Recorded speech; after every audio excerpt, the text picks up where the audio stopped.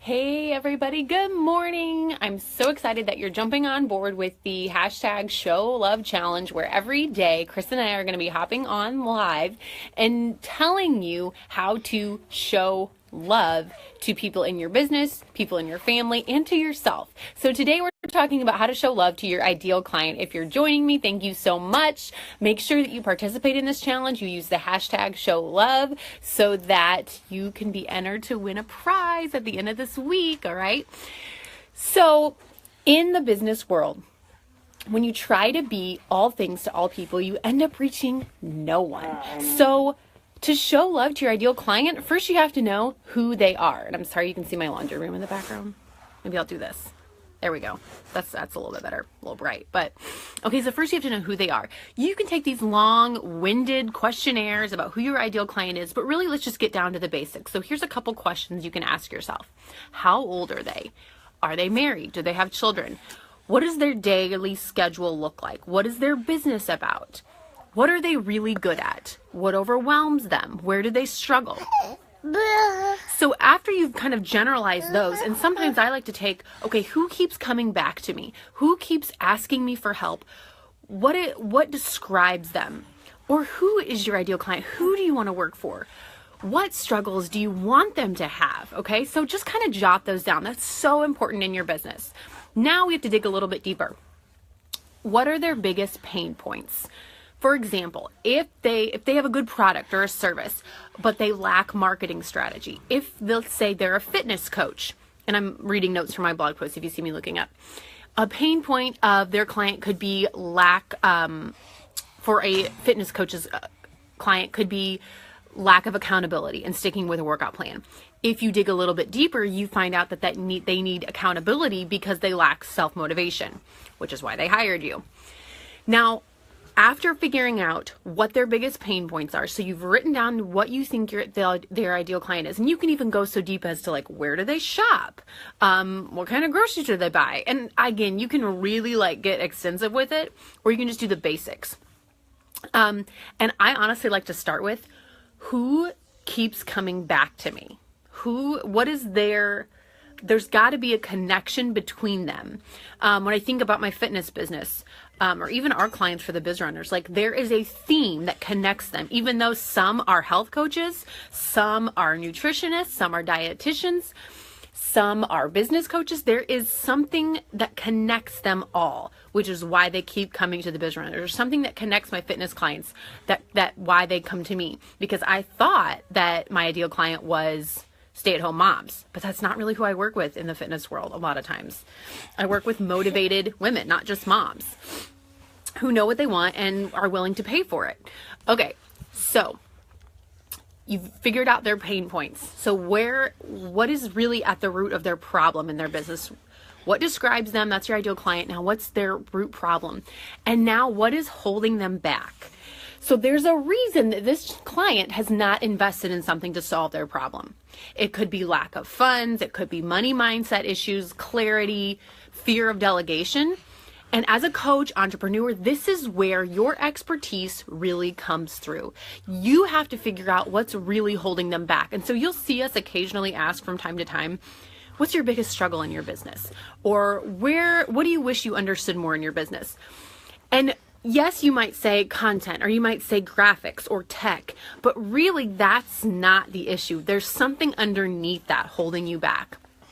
So it's our job as entrepreneurs, as business coaches, for our clients to dig and figure that out. Now, your ideal client is not going to know what's holding them back 9 times out of 10. So that's where you come in, and you just kind of have to figure that out based on what you know in business and what you know about your ideal client. Okay. So, let me read my notes. Okay, so last thing, your ideal client, what are their goals? You could have gone through all those steps and gotten to the last part. Okay, what are their goals? If this ideal client doesn't have any set goals, or they're just kind of like, I don't know what I want, and they don't have a set plan, they might not be your ideal client. So that could be the game changer in whether or not you work with them or you want to work with them. So what do they dream about in their business or their life? What things do they want to accomplish this year or in 5 years? So based on all these things, it's your job to determine if your services, your products, etc., can help them.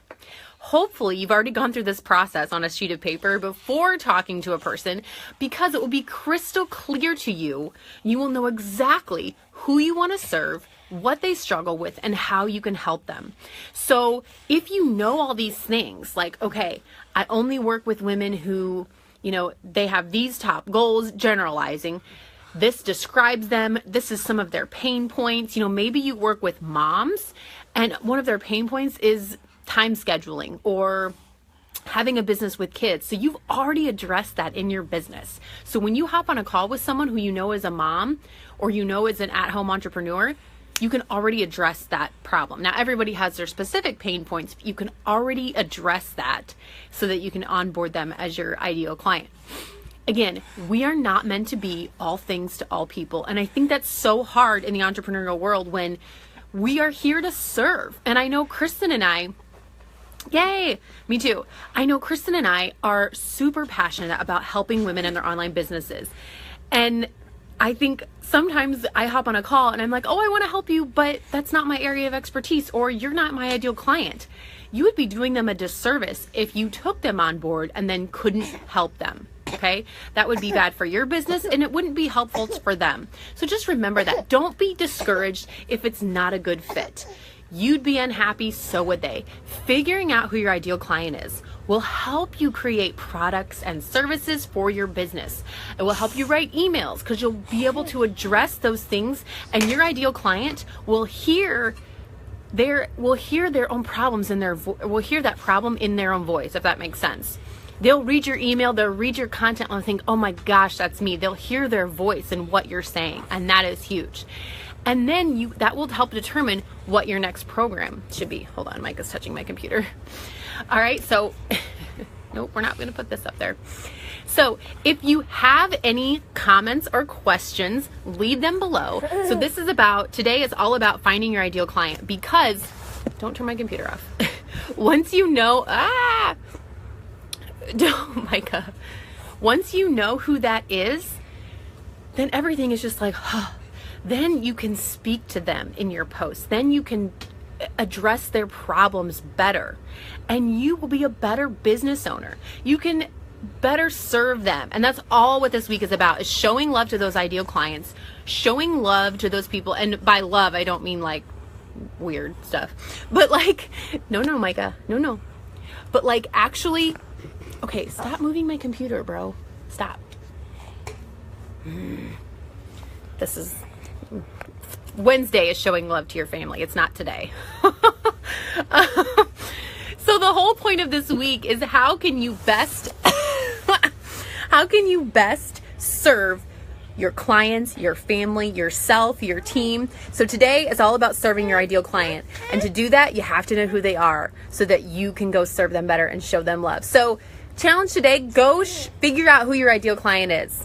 Figure out who that is and make sure that your products and your services relate to that ideal client, that they address those problems, they address those goals. All right, that's step one in your business. If you haven't done that, you got to go back to the drawing board. Okay, I'm gonna hop off before my kid messes up everything else. Say hi, Micah. All right, so again, use the hashtag show love so we can show you some love. Hop on tomorrow. Kristen will be live talking about showing love to what's she talking about? I think it's your current clients. So tomorrow's your current clients. We're so excited about this week. Don't forget that if you participate on our little prompts, if you comment below this video, just like, hey, great job, we love you, then you'll be entered in a drawing that we'll be giving away on Saturday in a live video. Okay, that's all I got. Go show love to somebody this week. All right, I'll talk to you guys soon. Bye.